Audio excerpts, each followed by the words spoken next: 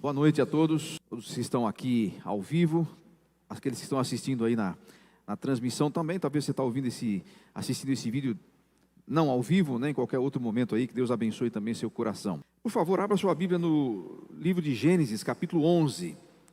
Quero considerar com você o episódio da Torre de Babel. Gênesis, capítulo 11, e nós vamos ler dos versículos 1 até 9.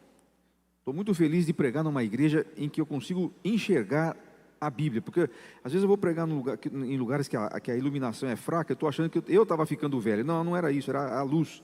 Eu estou ficando velho também, mas aqui está ótimo, viu? Consigo enxergar tudo. Se eu errar aqui, não é por causa da iluminação, está perfeita. Gênesis capítulo 11 diz assim: no mundo todo havia apenas uma língua, um só modo de falar. Saindo os homens do Oriente, encontraram uma planície em Sinear e ali se fixaram. Disseram uns aos outros: vamos fazer tijolos e queimá-los bem.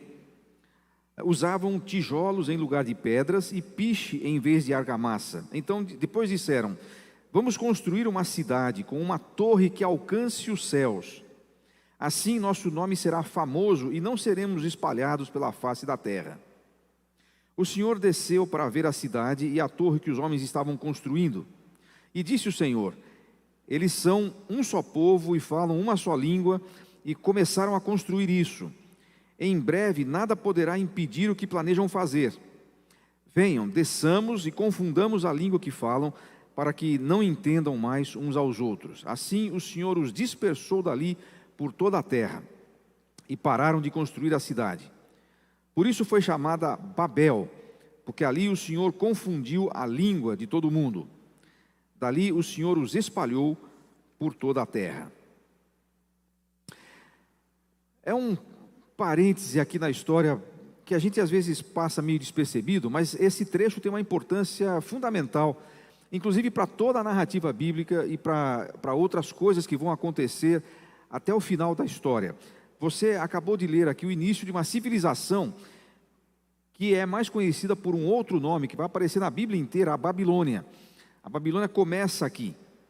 Essa planície de Sinear aí é onde a Babilônia, que vai se tornar um grande reino da antiguidade, e que vai inclusive interagir em vários pontos, interseccionar com a história, por exemplo, do povo de Israel.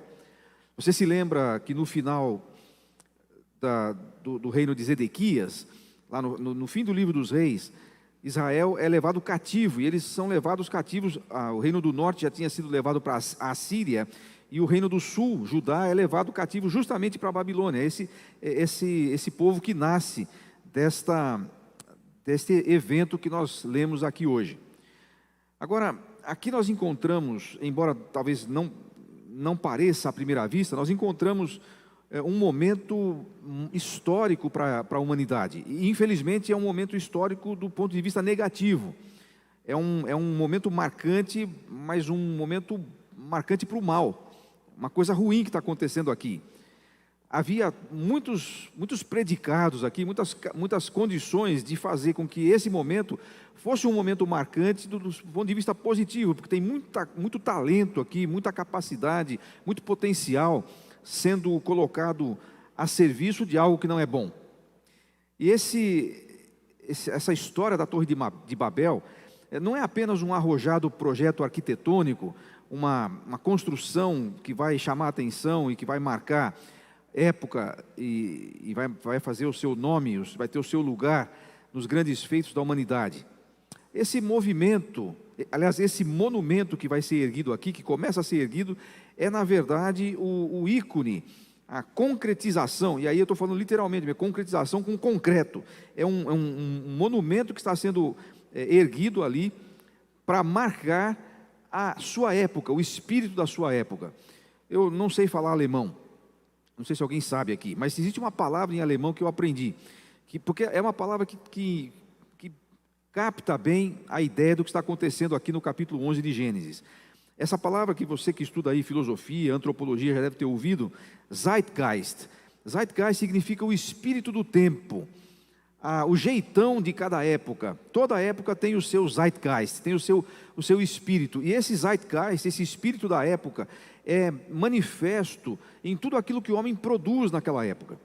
Você sabe, a arte, por exemplo, a produção cultural, a produção de música, de esculturas, de quadros, a produção de peças teatrais, de literatura, e inclusive a arquitetura também, desenvolvimento tecnológico, essas coisas, cada época tem o seu espírito que é expresso nessas coisas. A arte é o reflexo do seu tempo. O que está acontecendo aqui, na planície de Sinear, é que o espírito da época, o jeito das pessoas viverem, vai ser capturado por esse zigurate, por essa torre que vai ser erguida aqui. E há alguma coisa importante aqui, porque o espírito da época de Gênesis capítulo 11 é rebeldia. Embora eles estão fazendo alguma coisa que em si mesma não tem nada de errado, não há nenhum erro necessariamente em você ter um grande projeto arquitetônico, em você desenvolver a engenharia e a arquitetura e desenvolver grandes prédios, etc. Não há em si mesmo alguma coisa errada. Não há nenhum problema em você querer construir sua casa e contratar lá um bom arquiteto para fazer um... Aliás, é melhor você fazer isso do que você ficar fazendo puxadinho, porque esse negócio de puxadinho você vai gastar mais, vai ficar horroroso. Já vou te avisar antes, porque eu já fiz. Não funciona, não. A pessoa não quer pagar um arquiteto, né? E vai pagando pedreiro. E depois quando ele acaba, ele aí finalmente contrata um arquiteto. A primeira coisa que ele fala é derruba tudo, vamos começar tudo de novo, né? Então, não tem problema, não é pecado, né, você contratar um arquiteto, não. Mas o problema aqui não é esse. O problema aqui não é a construção dessa torre. E quando a gente olha aqui, eles falam, vamos construir uma cidade com uma torre que alcance os céus.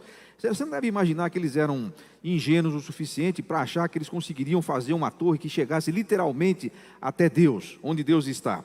Eu creio que não é isso que eles estão pensando. E nem mesmo que eles estavam achando que eles iam conseguir fazer com que o topo dessa torre alcançasse aí o firmamento, esse azul do céu que a gente chama. Eu acho que não é isso que eles queriam dizer. O que eles queriam dizer é, nós vamos fazer uma torre grande o suficiente para chamar a atenção, inclusive de Deus. E chamaram. Porque Deus viu o que estava acontecendo e desceu ali para ver o que estava acontecendo, e a gente viu o que aconteceu na história. Qual é o problema desse povo? Bom, em primeiro lugar, se você lesse os capítulos anteriores, especialmente o capítulo 9 e 10, eles estavam vivendo depois do dilúvio. Eles eram todos descendentes de Noé e de seus filhos.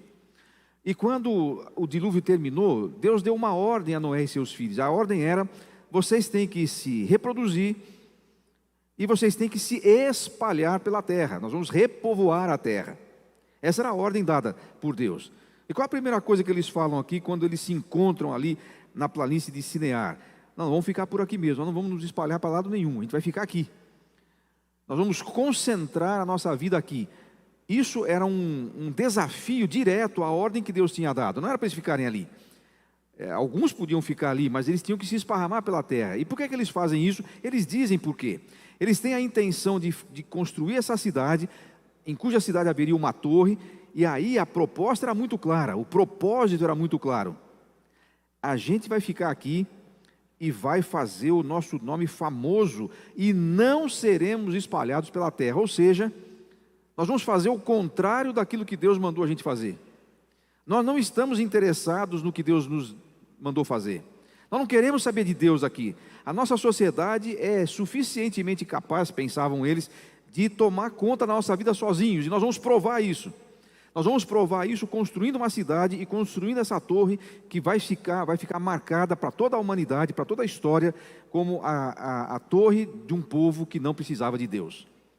Na verdade é disso que se trata essa torre. A Torre de Babel, portanto, é um marco de rebeldia. Eu já citei que Babel é o início da Babilônia. E a Babilônia vai ser um império, um povo, uma nação que vai ser ícone, vai ser representante da rebeldia contra Deus. Ela vai ser tanto um povo literal que vai existir, como a gente já falou. Por exemplo, foram eles que levaram cativos os judeus lá para o exílio, e aí você começa a entender, vai juntando as coisas na Bíblia. Você lembra quando Abacuque reclamou com Deus a respeito disso? Abacuque falou assim, mas como é que o Senhor vai mandar os caldeus para vir aqui? Esse povo é pior do que nós, esse povo é mais pecador do que nós. Estava falando dos babilônios aqui. Os babilônios eram terríveis em todos os sentidos, pagãos, idólatras, imorais, violentos, inescrupulosos, e Deus levanta esse povo para julgar o seu povo. Abacuque não entende isso, ele fica pirado, Mas como é que o Senhor vai chamar justamente os babilônios? É desse povo aqui que estava falando. Eles nunca foram fáceis, eles nunca foram dóceis, eles nunca foram piedosos. Eles começam a sua civilização deixando claro que eles seriam rebeldes, e não seriam nem rebeldes sem causa. Eles seriam rebeldes com uma causa muito definida. Deus falou, eu sou contra. Esse marco de rebeldia vai marcar também, não é o início, porque não é aqui que o ser humano fica rebelde. O ser humano é rebelde desde que ele peca, lá no Jardim do Éden, é verdade. Mas de alguma maneira, a Torre de Babel, ela inaugura uma espécie de uma rebeldia institucionalizada. Sabe, agora não é mais simplesmente que o ser humano individualmente é rebelde contra Deus. Agora nós estamos nos organizando. Agora nós estamos fazendo questão de dizer e de mostrar muito explicitamente que nós queremos, como comunidade, como raça humana, nos colocar contra Deus. É disso aqui que se trata a questão. E lá em Apocalipse capítulo 18, lá no final de tudo, você vai ver o julgamento daquilo que o apóstolo João, inspirado pelo Espírito Santo, descreveu como sendo o julgamento da Babilônia. Já não é mais esse império aqui. Esse império não existe mais, hoje, literalmente. Mas por que a Babilônia está sendo julgada lá no fim de todas as coisas? Porque esse império, ele simboliza justamente esse estado de rebeldia da raça humana contra Deus. E lá no fim você vai perceber que a Babilônia é tratada como justamente um sistema organizado, que envolve política, que envolve economia, que envolve ideologias, que envolve uma série de coisas arquitetadas e organizadas contra Deus. Portanto, esses 9 versículos não são um parêntese à toa. Eles fazem um contraponto à revelação de Deus aqui, que é muito importante.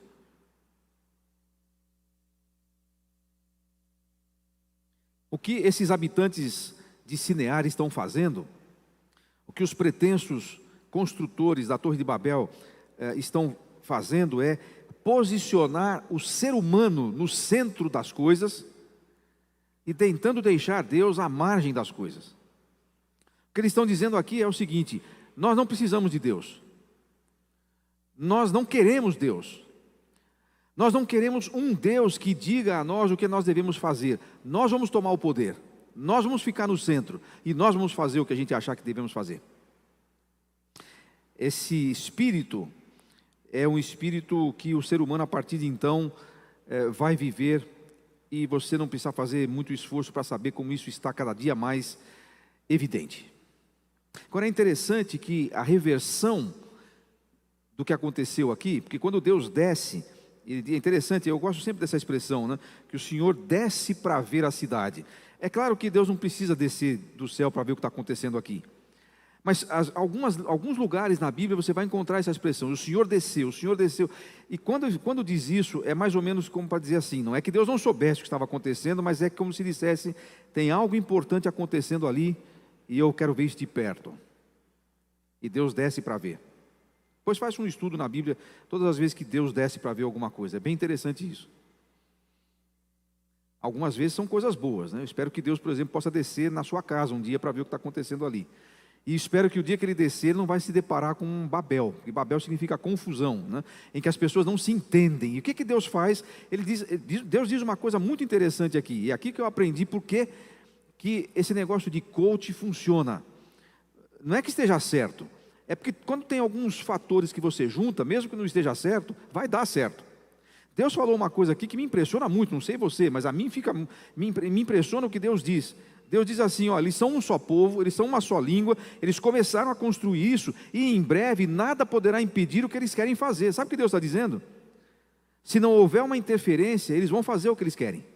Eles vão construir uma torre do tamanho que eles querem, eles vão conseguir isso, eles são capazes de fazer isso, e aí ninguém vai poder impedi-los de continuar com os seus nefastos planos. E se isso acontecesse, o plano da redenção teria um problema muito sério. Deus precisa interferir na história. E um pequeno parênteses, não é o foco que eu quero trazer, embora seja importante. Quando nós lemos esse texto, irmãos, nós vamos tratar desse texto com com mais profundidade lá em Atibaia, por isso que te convido a estar com a gente nesses dias. Quando a gente olha para esse texto, a gente olha para esse texto e pelo menos eu, fico com dois sentimentos distintos. O primeiro dá um certo medo, fala a verdade. Olha aqui uma gente poderosa se articulando contra Deus. E Deus está dizendo assim, eles são capazes de fazer o que eles estão querendo fazer. Não dá um certo medo? Não parece que as coisas saíram do controle? Olhe para o nosso mundo de hoje. Nós não sabemos nem metade, nós sabemos 1% ou 2% do que acontece nos gabinetes acarpetados de Brasília, de Nova York, né, de Londres, lá em Bruxelas, na Sérvia. A gente não tem ideia do que está acontecendo e de como os povos estão se articulando contra Deus. Nós não temos ideia disso. Não é sensacionalismo, não é terrorismo evangélico, isso é uma realidade. Nós não sabemos, nem podemos imaginar as coisas que estão acontecendo como resultado desse espírito de rebeldia. Mas por outro lado, quando eu vejo Deus descendo do céu para ver o que está acontecendo e tomando uma providência, e dizendo assim, ou fazendo assim, uma única atitude, tão simples para Deus, mas que acabou com a possibilidade daquele projeto. Todo mundo falava uma língua só. Espero que fosse português, mas todo mundo falava uma língua só. Deus desce e confunde a língua. E aí eles não conseguem mais se entender. Eles são obrigados a se juntar com cada um que falava a língua igual, e aí eles vão ser obrigados a morar cada um no seu canto. Pronto. Vocês não quiseram fazer o que eu queria que vocês fizessem, agora eu vou obrigar vocês a fazer isso. Então, se eu olho para esse texto e dá um certo temor, por outro lado, eu olho para esse texto e diz assim, espera um pouquinho, não houve momento em que Deus perdeu o controle da história. Não houve um momento em que o Eterno esteve prestes a perder o jogo. Deus está no controle disso aqui. E Deus desce e, digamos assim, de uma forma metafórica, no estalar de dedos, pronto, eles não podem fazer mais nada. Agora, isso significa que havia ali um potencial impressionante. O primeiro rei dos babilônios, lá no capítulo 10, versículo 8, você descobre isso. O primeiro rei de Babel foi um cara chamado Nimrod. Não coloque esse nome no seu filho e nem no seu cachorro, porque Nimrod significa rebelde. A não ser que seja um daqueles poodles que não obedece ninguém, né? Olha, bom, deixa esse negócio de cachorro para lá, porque esse dia eu fiquei proibido de pregar numa igreja, porque eu falei que cachorro não vai para o céu, eles não gostaram. Mas não vai, não adianta, não sou eu que... O céu não foi criado para cachorro, tem gente que faz até funeral agora para cães e tal, e tem pastor que faz funeral e encomenda a alma do cachorro. Eu não sei de onde o pastor tirou isso, mas tem gente que faz isso. Mas deixa o cachorro de lado, eu só falo, não coloque Nimrod em lugar nenhum, porque Nimrod significa rebelde. E esse foi o primeiro rei dos babilônios. Mas quando Nimrod é apresentado, diz assim que ele foi um poderoso caçador, um homem valente diante do Senhor. É um bom começo. Quem é que quer um líder bananão, fraco, que não tem coragem de fazer nada, que foge das coisas? A gente quer um líder, né? Um líder que tenha valentia, que tenha coragem, que tenha... Nimrod era um cara assim. Só que ele era um cara assim... E é interessante que diz que ele era um valente caçador diante do Senhor, mas era um rebelde. Não podia ter um cara melhor para governar um país como a Babilônia do que um cara que se chama rebelde. Ele é exatamente aquilo que a sua civilização preconiza. Agora, ele tem potencial. Veja bem, os rebeldes também têm potencial. Os grandes pecadores contra Deus também são capazes de fazer grandes coisas e de marcar o seu nome na história. Não é só gente boa que faz a história. A história é feita por gente muito ruim, mas que tem potencial, que tem reflexo da própria imagem de Deus impregnada no ser humano. Eles fazem um projeto aqui que é um projeto de primeira linha. Tem tudo aquilo que você vai aprender num curso de gestão de projetos. Vai lá na FGV fazer um curso de gestão de projetos, eles vão te ensinar que um projeto precisa ter propósito, precisa ter metas e precisa ter um plano de ação. Isso é básico para qualquer administrador. Eles tinham isso. Qual é o nosso propósito? Nós queremos fazer o nosso nome célebre. Não é construir uma torre, simplesmente, para depois alugar e começar a comprar condomínio caro. Não é só isso. Aliás, alguns estudiosos da antiguidade, eles dizem que essa torre aqui era muito menos parecida com aquela torre de Pisa que a gente às vezes pintava lá na classe das crianças, né? A torre de Babel, uma torre assim redonda, era muito mais um zigurate, que eram aqueles, você já deve ter visto fotos dos tempos antigos aí. Eu espero que você não tenha visto um zigurate, porque se você é do tempo em que existiam zigurates, Você já está praticamente na glória e não sabe ainda, porque, né, faz tempo que não tem mais. Mas tem aí as imagens da história. E era aquelas construções que pareciam assim um estilo de uma pirâmide, mas que era cheia de escadas assim para você ir subindo em volta. Você deve ter visto essas imagens aí. E alguns dizem que talvez esses zigurates, especialmente aqui na planície de Sinear, às vezes eles eram construídos para fazer uma espécie de comunicação, não só com os seres que eles consideravam os seres extraterrestres ou divinos, na verdade demônios, né? Mas não só para isso, mas até mesmo para fazer comunicação entre os povos. Eles eram a primeira Claro da humanidade. Você está vendo que a Claro já não... Bom, deixa a Claro também para lá. Mas eles estavam ali se comunicando, era altamente tecnológico o negócio. Você olha para isso, pelo menos eu tinha essa sensação. Eu olhava para Gênesis capítulo 11 e falava, mas que povinho ingênuo. Eles vão construir um negócio que vai chegar no céu. Nunca vão conseguir. Eles não vão dar conta. Não, eles não eram ingênuos.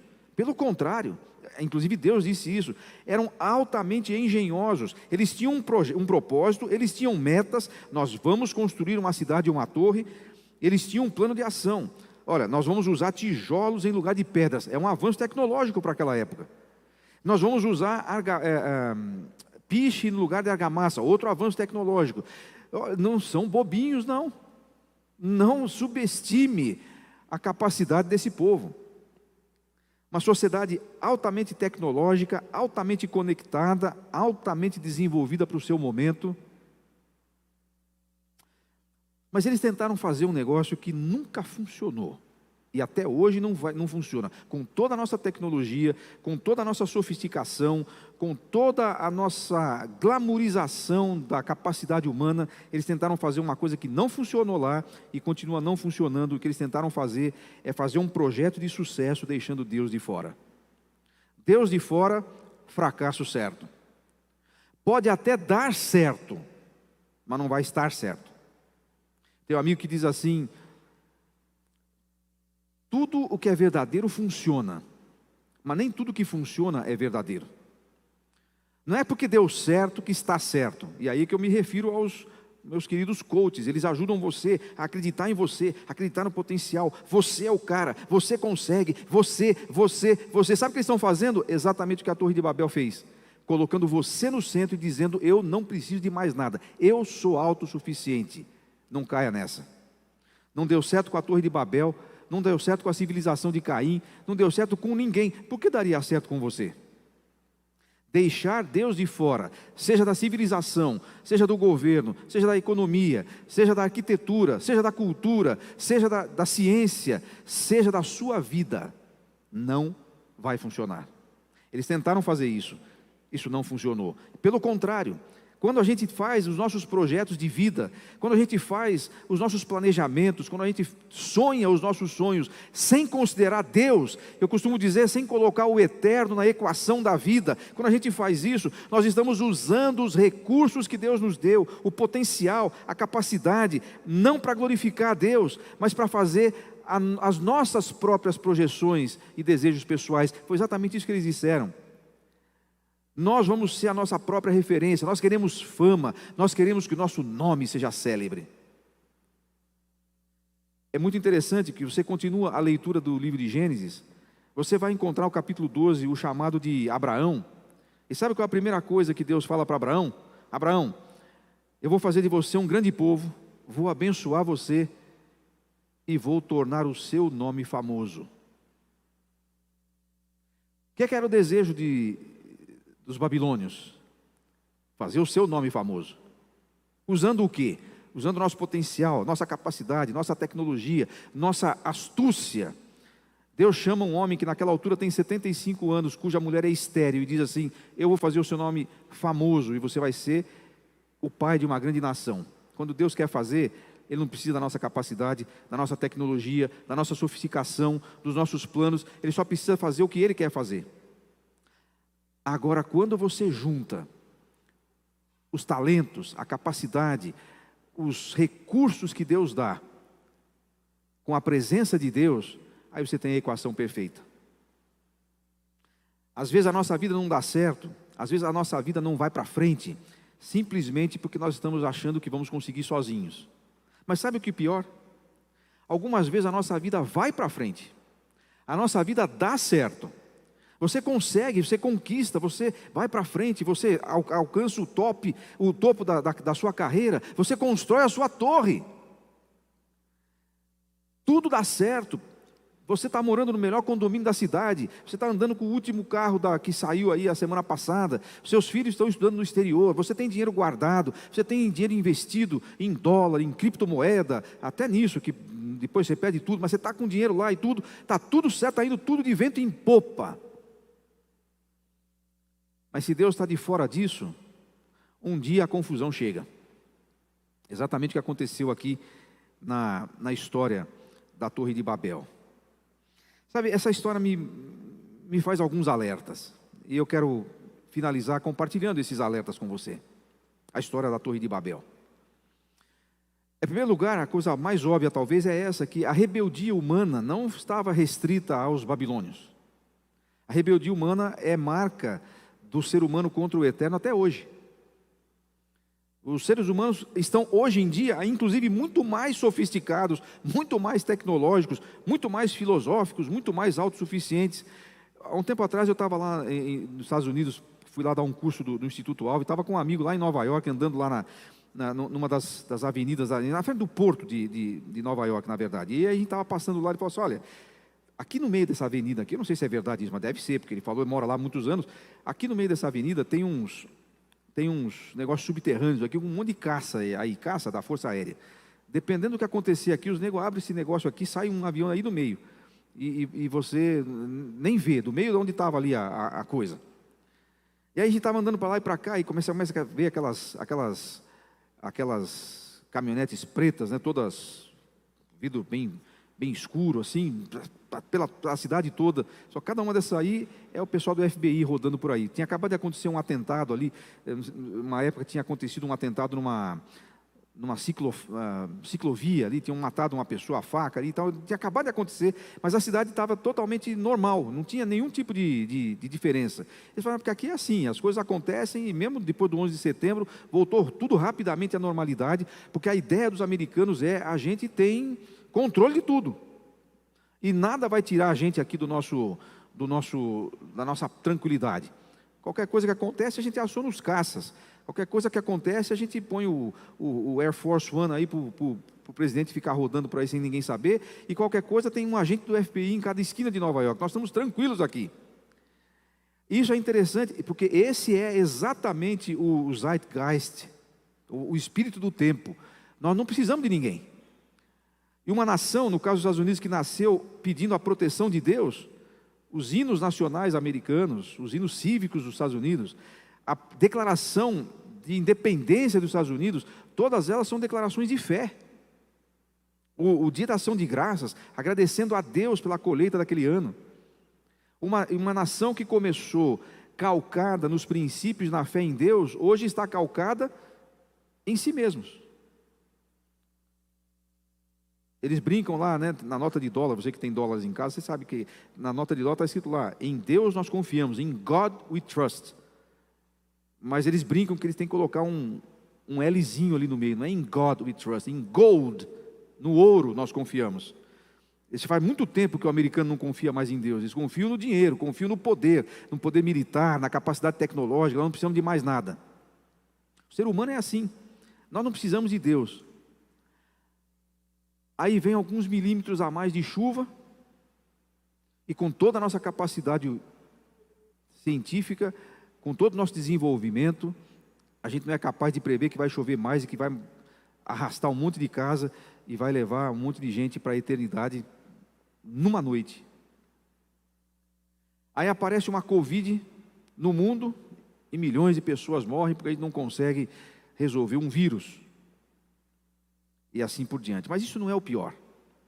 Isso não é o pior. O pior é que quando você deixa Deus do lado de fora, e esse é o outro alerta que a Torre de Babel nos faz, quando você deixa Deus de fora da vida, você está escolhendo a morte. É a opção que você faz. Deus de fora da sua vida é escolher a morte. Mas talvez o principal alerta que esse texto me traz é que mesmo com uma pessoa de fé, aí você está dizendo assim, você tem toda a razão, eu tenho certeza que até agora, bom, tenho certeza não, seria muita pretensão, mas eu imagino que a maioria de vocês concorda com o que eu estou dizendo aqui. Não é nenhuma novidade e também não é algo que a gente tenha que debater. Nós sabemos que deixar Deus de fora da vida não funciona. Agora, o que talvez a gente não percebeu ainda é que até mesmo uma pessoa de fé, um cristão como você, pode se tornar uma pessoa secular, ou seja, uma pessoa que deixa Deus do lado de fora. Você pode ter uma profissão de que crê em Deus, mas uma prática de vida na qual você vive como se Ele não existisse. Quando você não leva em conta o que Ele diz, quando você não leva em conta o que Ele diz na hora de tomar suas decisões, na hora de fazer suas escolhas, na hora de fazer aquelas decisões que a gente chama de decisões, justamente usamos essa palavra, seculares. Sabe o que significa secular? Secular é sem religião, ou sem fé. O secularismo é a ideia de que você deve, se você tiver fé, você deve viver a sua fé em casa. Isso é uma questão particular, não é uma questão pública. Então, se você quer viver fé, viva a sua fé, mas não nos incomode com isso. E não queira que a sua fé venha pautar, por exemplo, as políticas públicas, ou a sexualidade das pessoas, ou mesmo a sua, ou o seu jeito de fazer negócio. Fé é fé, a vida real é outra coisa. Existem muitos crentes que pensam assim. Talvez você pense assim sem nem ter percebido. Para muitos dos cristãos que estão num culto como esse, todo domingo, a fé é algo restrito ao momento do culto, ou no máximo ao momento da leitura bíblica lá em casa, ou talvez naquela rápida oração que a gente faz para agradecer os alimentos, que alguns cristãos ainda fazem isso, alguns não fazem mais, mas ainda tem alguns que agradecem a Deus antes de cada refeição. Então, nossas expressões de fé e a nossa vida de fé, em muitos casos, se resume a isso. Você vem à igreja, você dá a sua oferta, você ajuda uma pessoa necessitada, você lê a sua Bíblia, você... Agora, o restante da vida, meus negócios, a forma como eu crio os meus filhos, a forma como eu encaro a minha carreira, o meu dinheiro, a gente vai, inclusive vai falando meu, né? O meu dinheiro, isso é problema meu. Deus não tem nada a ver com isso. Mas quando a gente age assim, nós estamos agindo exatamente do jeito que o pessoal da Torre de Babel estava agindo. Não queremos um Deus aqui. Nós não queremos alguém para nos dizer o que é que nós temos que fazer. Nós somos suficientemente capazes para tocar a nossa vida.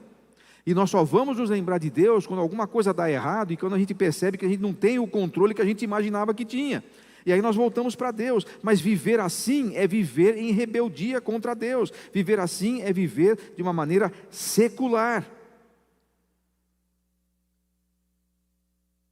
Tanto é verdade, que eu já citei aqui, que em um momento da história do povo de Israel, o povo de Deus, o povo da aliança, o povo de Deus começou a viver como se Deus não existisse, começou a fazer tudo que Deus não gostava que eles fizessem. Quem é que Deus levanta para punir esse povo? A Babilônia, os rebeldes, aqueles que não tinham nada a ver com Deus. Sabe por quê? Quando alguém que conhece a Deus começa a viver como se ele não existisse, ele se torna pior do que o que não conhece a Deus. A situação dele é mais grave, porque você conhece a Deus. Você não pode imaginar, você não pode querer, você não pode exigir que as pessoas que estão do lado de fora da fé, eu não estou nem falando do lado de fora da igreja, do lado de fora da fé, o sistema dominado pelo maligno, você não pode esperar que deles surja alguma coisa piedosa. Eu sempre digo isso. Eu acho engraçado, as pessoas reclamam, Netflix tem coisa muito ruim, na Rede Globo nem dá para assistir mais. Você queria que eles fizessem o quê? Você espera que eles fossem transmitir o culto da piba em horário nobre? Eles não estão lá para isso. O propósito deles não é esse. Você não pode esperar que daqueles que não temem a Deus, alguma coisa que seja piedosa. Não dá para esperar isso deles. De quem é que se pode esperar piedade? Daqueles que servem a Deus. É por isso que o Malaquias vai dizer que um dia, não estava acontecendo nos seus dias, mas ele estava projetando para o dia em que ia ser feita novamente uma diferença entre o ímpio e o temente a Deus, entre o que serve a Deus e o que não serve, porque isso tinha que acontecer, tem que haver uma diferença, tem que haver um contraste. E qual é o contraste? É que o ímpio vive exatamente do jeito que a Torre de Babel preconizava. Não queremos um Deus aqui, não estou preocupado com o que Deus diz, eu não estou nem aí para aquilo que Deus está falando. Aqueles que temem a Deus, aliás, temer a Deus é exatamente isso. O que é temor de Deus? Temor de Deus é levar Deus em conta em tudo que você faz. Mas em tudo? Sim, em tudo, porque sua vida é uma só. Não é só levar Deus em conta enquanto você está aqui na igreja, ou quando você vai lidar com as coisas aqui da igreja. Às vezes pode faltar temor de Deus até mesmo aqui. Até mesmo nas coisas do reino, nós podemos lidar com elas sem temor de Deus. Mas aqui se pressupõe que a coisa vai acontecer. Mas e quando a gente sai daqui? E quando a nossa chamada vida real começa? É aí que nós vamos ver se nós estamos realmente tendo uma atitude de temor de Deus, ou se nós vamos ter uma atitude como os pertencentes aqui a essa civilização. Nós precisamos nos questionar a respeito disso. Nós estamos reclamando muito, e com uma certa razão, que o mundo está em trevas. Você não tem essa sensação de que o mundo está assim, vivendo em densas trevas? Quanto mais escuro um lugar, menos noção você tem. Eu detesto lugar escuro. Até elogiei aqui vocês, porque eu gosto de entrar num lugar claro. Eu não gosto de ir bom, se você quiser me levar para um restaurante desse, você pode levar, se você pagando a conta, tudo bem. Mas você tem alguns restaurantes assim, com aquela luz meio quebrada, né, que você não enxerga direito nem a cara do garçom, você tem que ficar pegando o celular para ver lá o que está no cardápio. Não gosto muito desse tipo de coisa. Chega a comida, não sei nem se tem um bicho boiando lá, eu quero ver a coisa. Eu gosto de luz clara, né? Eu sei que vocês gostam assim da vida no campo, né? Eu não gosto. Eu louvo a Deus pela vida da cidade. Você vai naqueles lugares, eu já fiquei em lugares assim, né? Eu gosto de ir lá e passar uma noite e tchau. Você abre a janela assim de noite, você escuta grilos e só vê escuridão. Isso é terrível para mim, não gosto disso. Andar no escuro, eu tive uma vez essa experiência, para nunca mais na minha vida. Eu estava justamente numa fazenda, e tinha que ir de uma fazenda para outra a cavalo, com uma pessoa lá, o dono da fazenda. Eu era menino ainda, eu nunca mais quis saber disso na minha vida. E ele falou assim, mas não dá para ligar uma lanterna? Não, a gente sabe o caminho. Não, vocês sabem, mas eu não sei. Eu quero ver onde eu estou pisando. Andar no escuro é terrível, pelo menos para mim. O mundo está no escuro, não está? É por isso que as pessoas estão perdidas, não sabem o que fazem, não sabem onde pisam, não sabem o que decidem, não sabem nada. Sabe por que o mundo está em trevas? Bom, é óbvio. Está faltando luz, não está faltando luz? Quem é a luz do mundo? Quem foi colocado aqui para iluminar? Você diz assim, não, a palavra de Deus é o caminho. Sim, é verdade. A palavra de Deus é lâmpada para os nossos pés e luz para o nosso caminho, está certo. Jesus é a luz do mundo, está certo, é verdade. Mas nós fomos colocados aqui como sal da terra e luz do mundo. Paulo falou isso Paulo disse isso, nós estamos vivendo numa sociedade pervertida e corrupta, na qual vocês resplandecem como luzeiros do mundo. Sim, existe muita escuridão, existem muitas trevas, densas trevas. A razão para isso, em parte, está no fato de que nós, embora cristãos, pode ser que estejamos vivendo igualzinho o pessoal da Torre de Babel. Qual é o lugar que Deus tem na sua vida? E ao dizer isso, eu não estou dizendo, eu também não estou criticando quem faça isso, mas eu estou dizendo que não é simplesmente você abrir o Salmo 91 e colocar numa estante bonita lá na entrada da sua sala. Se você deixar lá aberto o Salmo 91 e nem o Salmo 91 você lê, não vai adiantar muita coisa. A Bíblia é aberta, mas a Bíblia que não é lida, e mais, a Bíblia lida que não é vivida, é Torre de Babel, meu amigo. Você viver sua vida como se Deus não existisse, não, na minha vida cuido eu. Não, isso não é a atitude de quem teme a Deus. Eu creio que esse texto de Gênesis capítulo 11 tem alertas importantes que a gente deve ouvir. E eu espero que Deus nos dê a graça de ouvir o que Ele está a nos dizer através desse texto. Eu não só não quero fazer parte de uma civilização assim, eu não quero fazer parte de uma família assim, eu não quero fazer parte de uma igreja assim, eu não quero viver assim. Viver longe de Deus, a gente sabe que não funciona. Mas viver dizendo que eu creio em Deus e fazendo as coisas do jeito que eu quero, talvez seja pior ainda. Que Deus nos dê a graça e a sabedoria de alinharmos os nossos corações ao coração de Deus para a sua glória e para a nossa bênção. Amém.